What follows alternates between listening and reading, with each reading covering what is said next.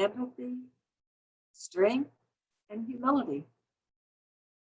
Today, I thought it would be really good to go back to the Khalil Gibran poem about on children, because he stresses how important it is for us who are raising children or encouraging children or nurturing children. And sometimes those children, they might be in their 50s or 60s.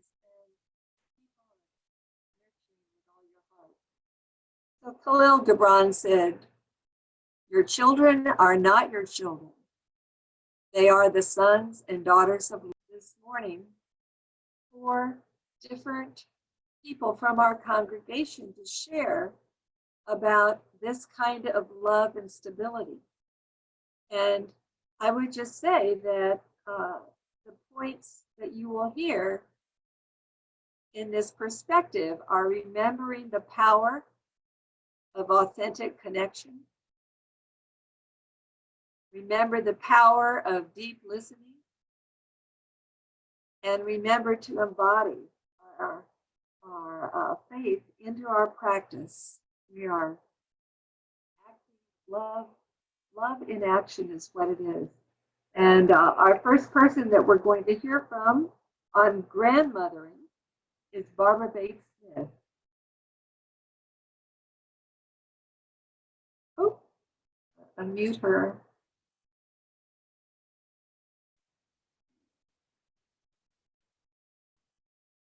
Self. There we go. Am I unmuted? Yes. Okay. Well, picture this. Here I am in my little duplex apartment, and 2 houses down the street is my daughter's house. My granddaughter from Charlotte is visiting, and she has brought her 2 little daughters. And we're having a fine visit when the virus strikes. Suddenly, we are a family bubble, having already been exposed to each other. And for that reason, I am able to be closer to my great-grandchildren than I ever even was to my grandchildren. Every morning, I take care of the 8-month-old, and her name is Smith, but I call her Scooch. And I play with her. I think I'm really the one who has taught her to wave. And I give her some of her first real solid food. And I do the usual, nummy, nummy, nummy, chew, chew, chew. And we have a great time. In the afternoon, late afternoon, I spend the time with the other granddaughter. Her name is Surrey, and she's 2.5. And we spend a long time together in the hot tub. And she reveals a lot to me. We play games.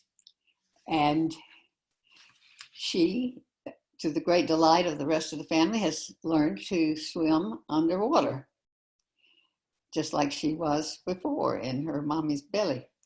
Okay, and they are thrilled. But I didn't teach her.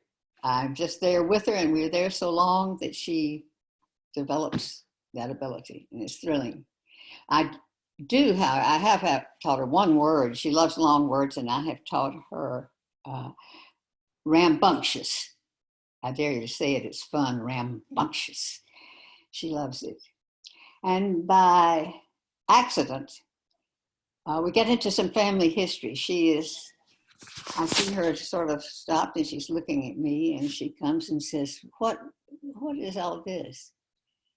And I say, well, this is called a wrinkle, and these are wrinkles. And I have those because I'm old, and a lot of older people develop wrinkles. And then I hear myself say, did you know that your nanny is my daughter? She looked a little stunned. I said that your nanny came out of me. She understands came out of because she observed her mama's tummy and could even feel her little baby sister kicking around in there. So, so I review. Okay, so sorry. See, your nanny came out of me, and your mommy came out of your nanny, just like you came out of your mommy. And she gets it, and we've covered it. And that's the way some of the mommies are. And we also realize there are a lot of other ways, and we are happy to learn about them now. Thank you, Barbara. Beautiful. Thank you. Next, we're going to hear from Liz Turner about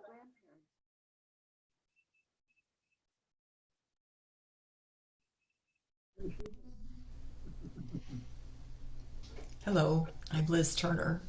Many of you know my grandchildren, Quentin and Sabine.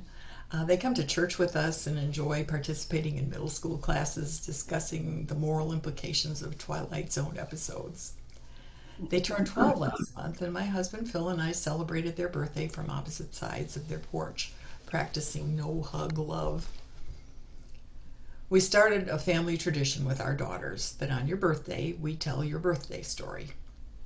In Sabine's and Quentin's cases, it involves a harrowing tale of maternal hospital bed rest, preeclampsia, and a baby who did not want to be born. That story reminded me of the first time I saw those two darling babies. My daughter picked me up at the airport, and they were strapped in their car seats all snug in the back seat and impossible to see. I had to wait about half an hour to hold them, and it was a very long 30 minutes. The capacity of love in my heart grew immeasurably that day. I also found that the love and admiration for my daughter and son-in-law grew exponentially.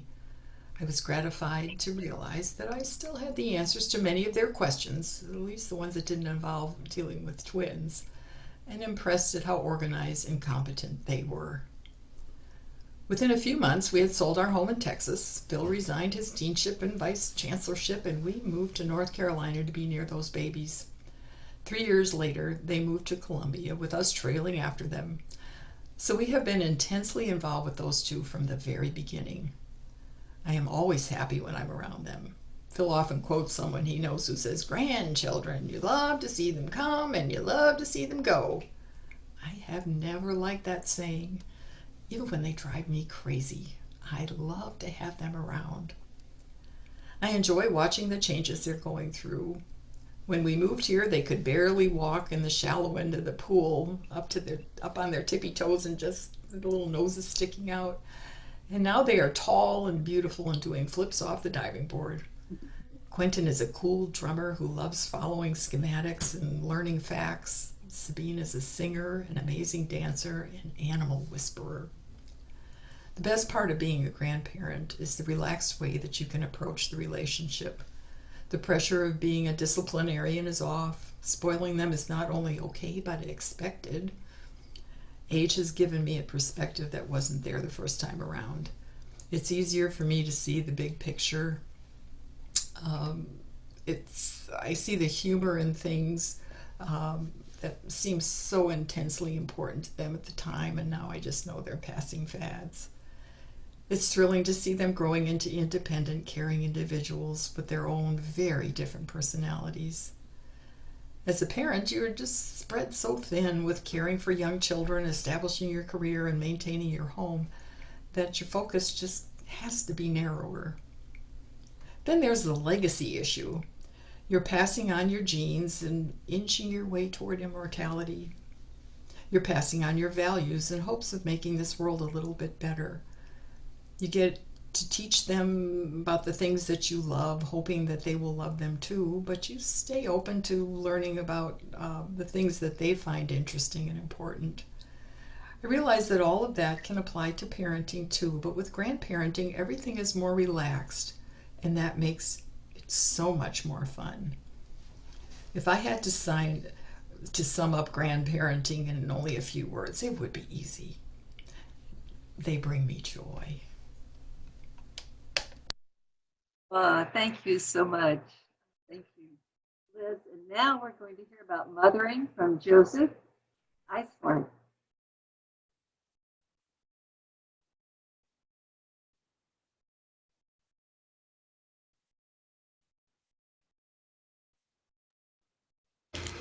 Hi, everybody. So I'm not going to lie. For me, mothering has been difficult. It is strangely isolating in ways that I didn't anticipate or didn't expect. But it's also been amazing to grow in ways that I didn't ever expect to be able to grow. There's just kind of a whole new type of love that I never really knew existed.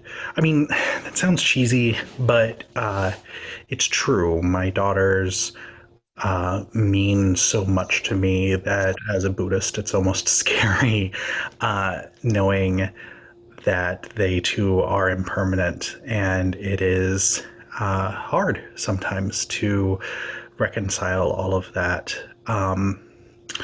What's really surprised me is kind of the level of strength that it requires to mother, and the fact that I've been able to do it. I've never realized that I thought of myself as weak, I guess, or I never really thought of myself as weak, but I felt like I knew I had very particular limitations, and becoming a mother has kind of taught me that those limitations are not actual, they're not real.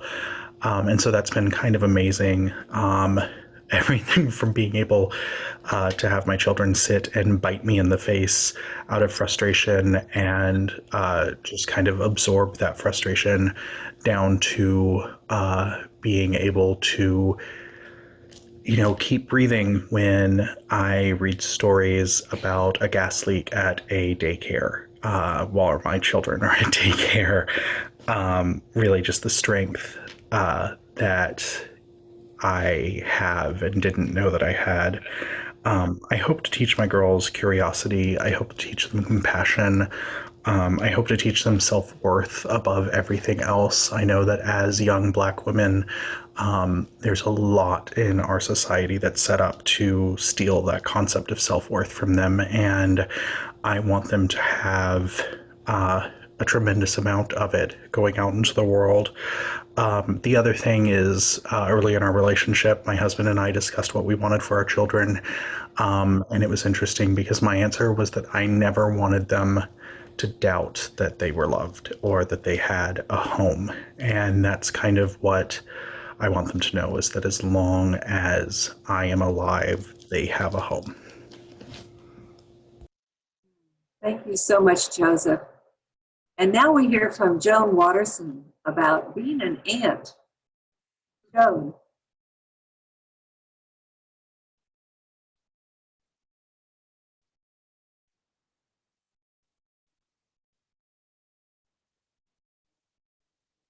Okay. Well, I am speaking about mothering from the view as an aunt. I never had any daughters. I have two wonderful sons who are now middle-aged adults. One of them is father to my only grandchild, a 6-year-old boy.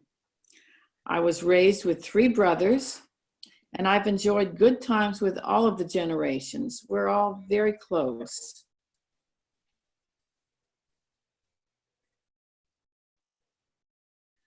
But we never experienced having little girls.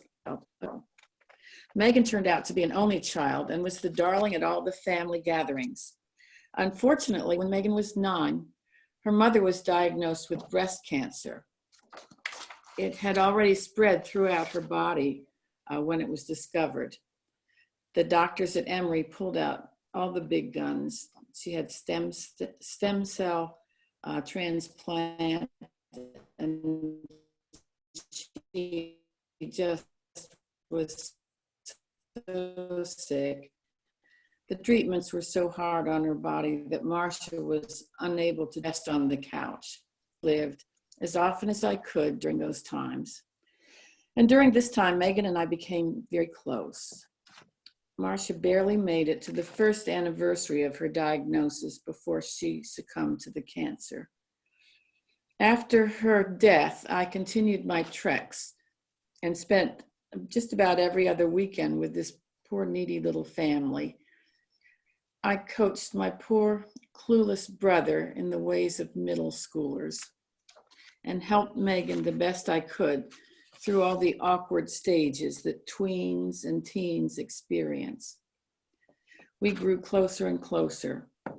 And over the years, we talk on the phone often, and we see each other at family gatherings about once a year.